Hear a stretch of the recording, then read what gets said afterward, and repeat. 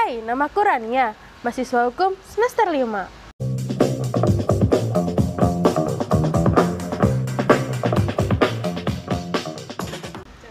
Buat kalian yang bercita-cita jadi pengacara, wajib banget tonton video sampai selesai.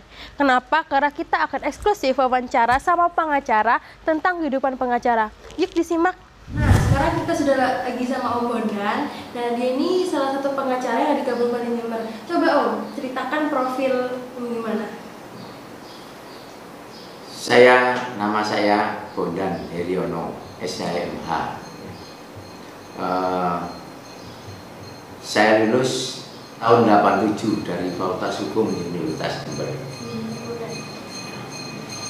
Setelah lulus, saya sudah berkiprah sebagai pengacara. Lama? Yes, mulai tahun 87. Oh, 87. Ya. Terus kenapa milih pengacara sebagai profesi? Sesuai hati nurani saya, ingin membela masyarakat yang buta hukum terutamanya. Di samping mencari penghasilan, tetapi juga untuk menegakkan hukum yang ada di Indonesia ini. Ya. Nah, Om kan tahu ya, mahasiswa hukum ini identik sama hakim, notaris, jaksa, sama pengacara. Nah, pengacara sendiri itu sebenarnya apa? Tugasnya bagaimana? Ini kalau pengacara itu menurut undang-undang advokat, itu sebagai penegak hukum. Jadi jajarannya itu sama dengan hakim, jaksa, polisi.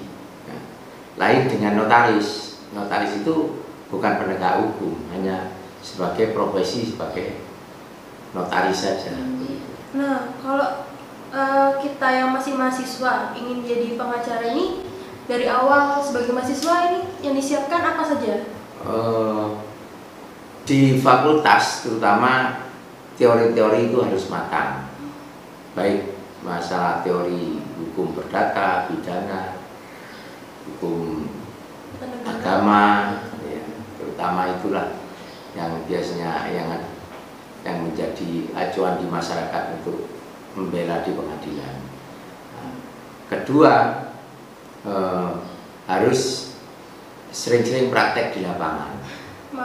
Magang ikut senior-senior itu, baik dari lembaga hukum yang ada maupun wawancara dengan masyarakat yang buta hukum, di mana letak daripada masyarakat itu sendiri yang buta hukum itu sebaiknya diberi pengertian tentang masalah hukum.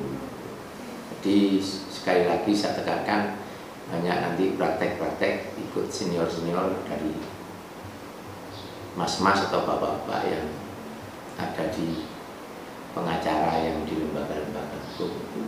Jadi magang, Rek? Magang.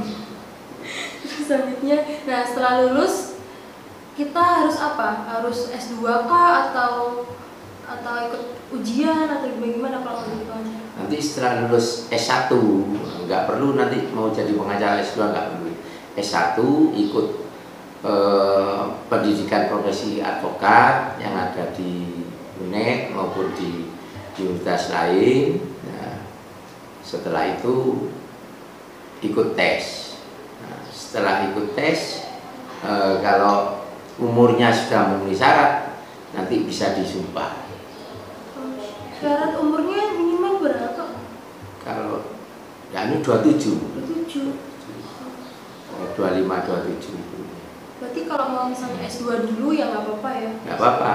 Yang penting harus punya PKPA, terus tes advokat, umur memenuhi syarat, baru disumpah di pengadilan tinggi.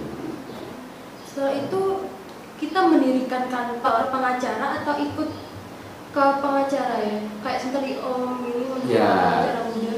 Kalau memang masih ya harus magang, memang lulus advokat itu harus magang 2 tahun. Ikut seniornya 2 tahun, baru disumpah untuk menjadi pengacara di pengadilan tinggi setempat. Terus penasaran nih Om ya, biasanya kalau di drama itu kan saya sering nonton drama drama Iya. hukum ya. Hakim, jaksa, sama pengacara ketika menangani satu kasus tuh nggak etis untuk ketemu. Apakah ada kode etiknya seperti itu?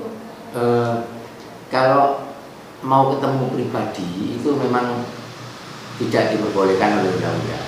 Tapi kalau kita memang ada keperluan, kita izin ke pengadilan, nanti di sana ada ruang terbuka untuk tamu, hakim bisa menemui secara terbuka dan umum gitu ya.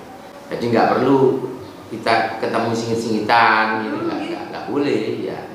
Kalau dapat kasus ini apa ada targetnya Om? Harus 1 bulan selesai, harus 2 bulan selesai gitu? Oh tidak, Bebas. tergantung perdata itu minimal dan maksimal itu 6 bulan.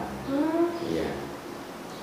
Kalau lebih dari itu terus belum selesai. Pengadilan yang nanti kena teguran dari Mahkamah Agung. Kita tahu, mahasiswa pun tahu kalau di kuliah nanti dikualifikasikan Om, hukum perdata, pidana, HTN. Itu pengacaranya juga seperti itu atau tidak? Tidak, secara umum kita menangani baik perdata, pidana, hukum dagang, kepahilitan, terus hukum agama Islam juga di pengadilan agama ya. Pengacara harus menguasai seluruhnya. Jadi penting banget di kampus ya Om. Penting banget. Ya. Belajar Belajar dari sekarang. Jadi dari teori itu harus matang ya. Untuk adik-adik sekalian, jangan sampai teori itu ditinggalkan. Ya, belajar. Terus sekarang ini kan corona Om. Terus kita ekor itu menghambat nggak sih Om? Ekor itu malah lebih baik. Lebih baik ekor? Iya, lebih baik ekor. Karena pendaftaran maupun pembayaran itu kita lewat ekor. Jadi untuk meminimalkan korupsi untuk pungli itu ya, karena langsung kan banyak bank. Kalau itu kan meninjau barang buktinya gimana Om? Harus kayak misalnya kasus perdata, sengketa lahan gitu, kita harus ke sana, itu gimana ya?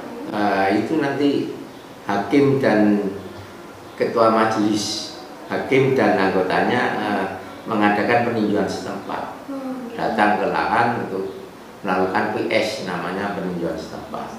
Pasti masyarakat umum pasti ada yang bilang kalau mau menang kasus yang bayar pengacaranya lebih gede, kalau lebih gede kamu bakal menang, itu gimana ya? Kan nggak gitu. Itu tidak benar. Jadi kita menang atau kalah itu berdasarkan bukti-bukti dan fakta-fakta yang ada. Karena saya pernah membela orang dituduh kasus narkoba, dianya seorang petani, nggak punya apa-apa, ternyata bisa kami bebaskan. Tergantung keadilan tanpa membayar. Terus yang skeptis masyarakat juga, pengacara itu membela orang yang salah, udah jelas-jelas salah tapi dibela, itu gimana ya Om? Nah, begini, pengacara itu bukan berarti membebaskan orang yang salah, tapi meminimalkan hukuman daripada orang yang salah itu. Andai kata tidak ada pengacara, mungkin hukumannya lebih berat. Karena apa? Dengan adanya bukti-bukti dan saksi-saksi, kita itu kan bisa meringankan daripada hukuman itu. Tapi kalau tidak ada pengacara, dia kan tidak ngerti hukum, jadi pembelaannya itu kurang maksimal begitu. Bukan berarti yang salah mesti dibela, mesti menang, enggak. Kita hanya bisa meminimalkan hukuman itu aja. Nah, terakhir, makna keadilan bagi seorang pengacara. Ya, keadilan itu hal yang utama. Karena pengacara itu adalah seorang penegak hukum. Jadi namanya penegak itu hukum ya harus ditegakkan. Kalau hukum ditegakkan, ya otomatis keadilan berjalan dengan sebaik-baiknya. Tanpa ada pengacara, tanpa ada penegak hukum, jaksa, polisi, hakim, yang mana bisa hukum kita tegakkan. Orang mencuri, saya nanya sendiri. Ya. Terima kasih sudah menonton video saya. Jangan lupa like, comment, subscribe. Sampai jumpa. Sampai jumpa.